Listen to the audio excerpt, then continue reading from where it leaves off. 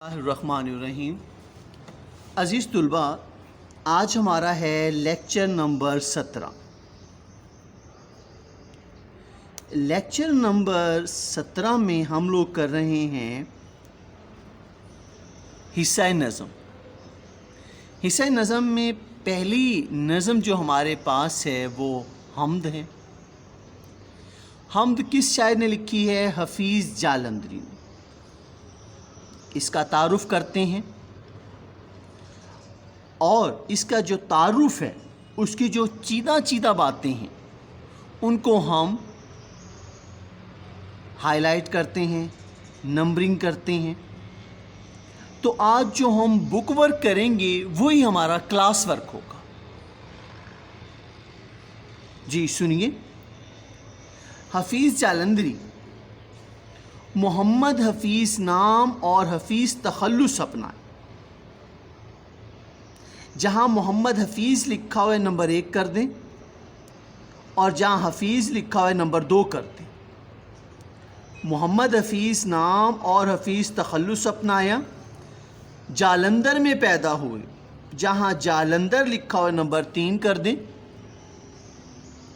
ابتدائی تعلیم وہیں حاصل کی، گھریلو حالات سازگار نہ تھے، اس لیے تعلیم ادھوری رہ گئی۔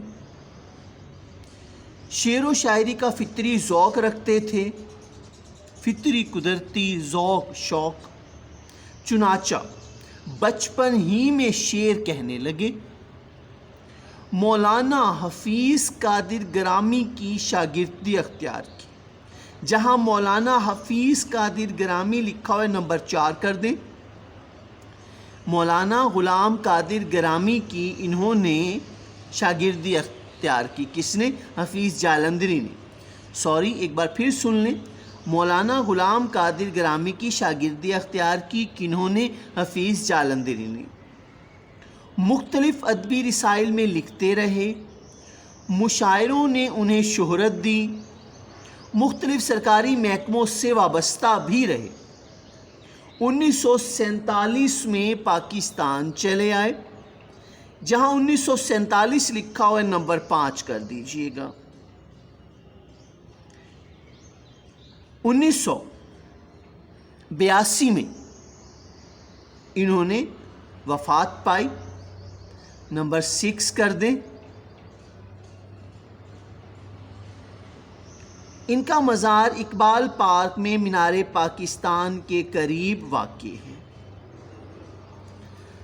زبان کی صفائی اور سادگی، سوز و گزار اور موسیقیت ان کے کلام کی نمایاں خوبیاں ہیں۔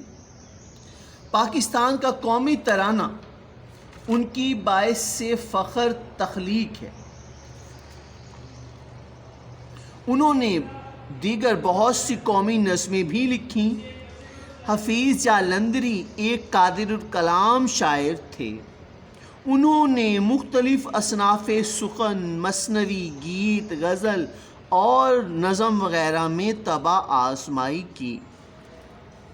شاہنامہ اسلام ان کی ایک قابل قدر تخلیق ہے۔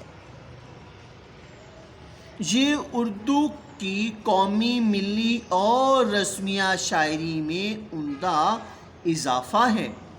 ان کی چند تصانیف یہ ہیں: تلخوائے شیریں، سوز و ساز، حفیظ کے گیت، حفیظ کی نظمیں، چیونٹی نامہ۔ آپ نے بیٹا جی اسی طرح سے انڈر لائن کرنا ہے، نمبرنگ دے دینی ہے۔ بک ورک کو آپ نے اب حصہ نظم میں فالو کرنا ہے، کیونکہ بک ورک ہی ہمارا کلاس ورک ہوگا۔ تعارف کے بعد اب ہم چلیں گے نظم کی طرف۔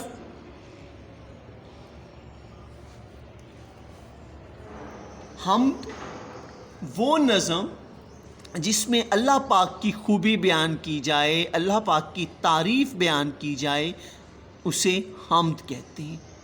بے شک ساری تعریفیں ہی اللہ کے لیے۔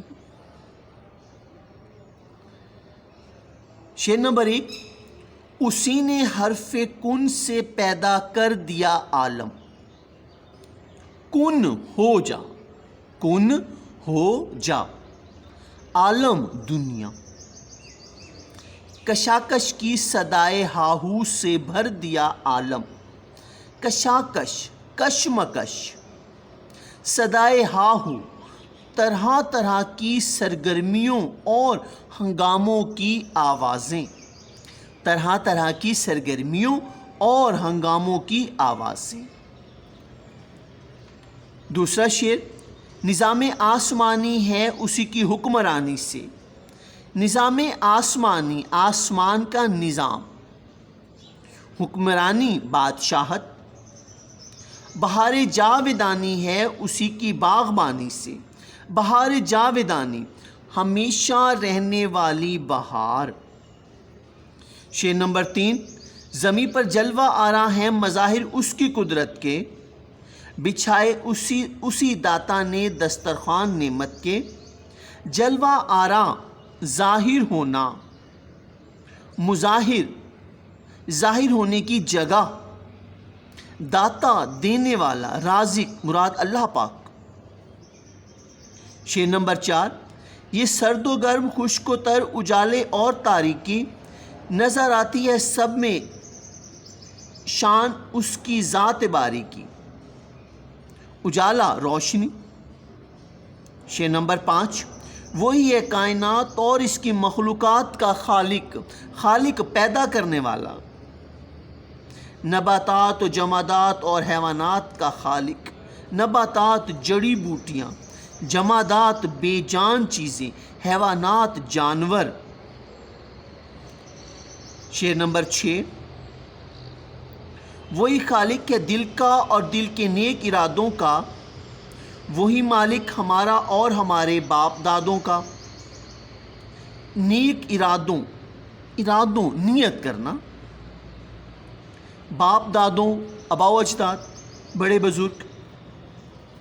بشر کو فطرت اسلام پر پیدا کیا جس نے، محمد مصطفیٰ صلی اللہ علیہ وآلہ وسلم کے نام پر شیدا کیا جس نے، بشر انسان، فطرت اصول، مصطفیٰ چنا ہوا، شیدا عاشق ہونا۔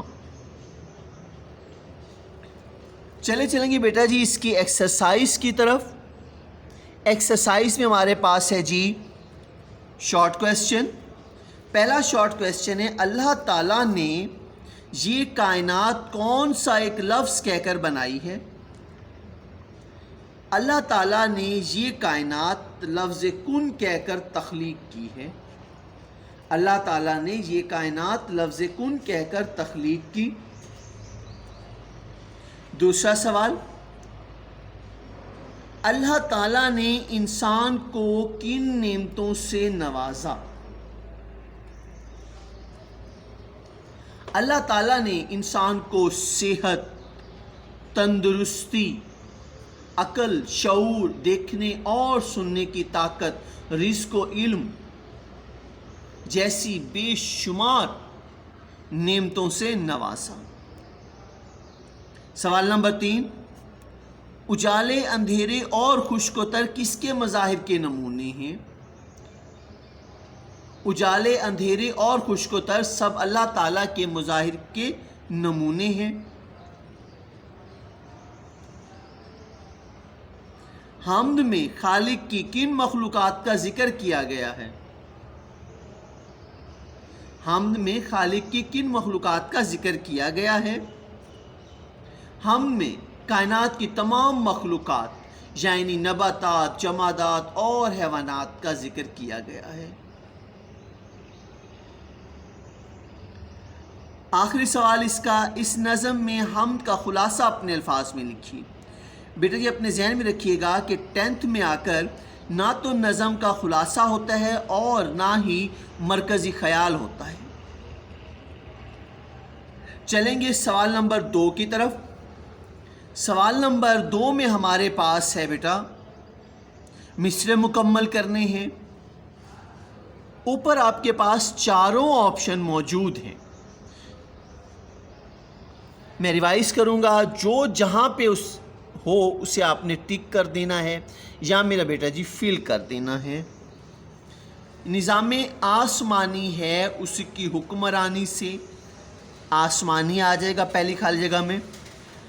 دوسری خالی جگہ میں چلتے ہیں، زمین پر جلوہ آرا ہیں مظاہر اس کی قدرت کے، جہاں مظاہر ہے اسے دوسری فل ان دا بلینکس میں پٹ کر دیں گے۔